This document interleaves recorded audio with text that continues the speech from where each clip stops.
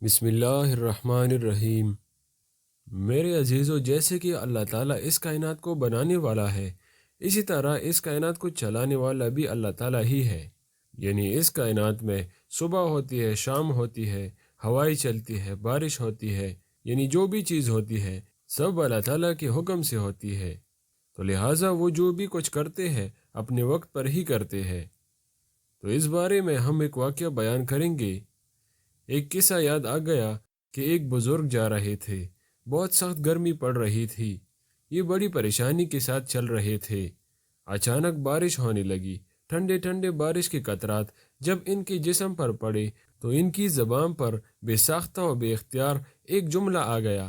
انہوں نے کہا کہ واہ، آج کیا وقت پر بارش ہوئی۔ اس پر فوراً اللہ کی طرف سے الہام ہوا اور عذاب نازل ہوا کہ او بے ادب، کیا ہم نے کبھی بے وقت بھی بارش برسائی ہے؟ جو بھی کرتے ہیں وقت پر ہی تو کرتے ہیں۔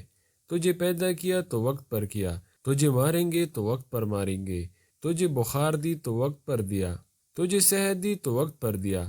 کیا مطلب ہوا کہ اللہ تعالیٰ پر جب اعتماد ہو کہ وہ سب کام حکمت و مصلحت کے مطابق کرتے ہیں تو اللہ پر توکل و اعتماد کا پیدا ہو جانا لازمی ہے۔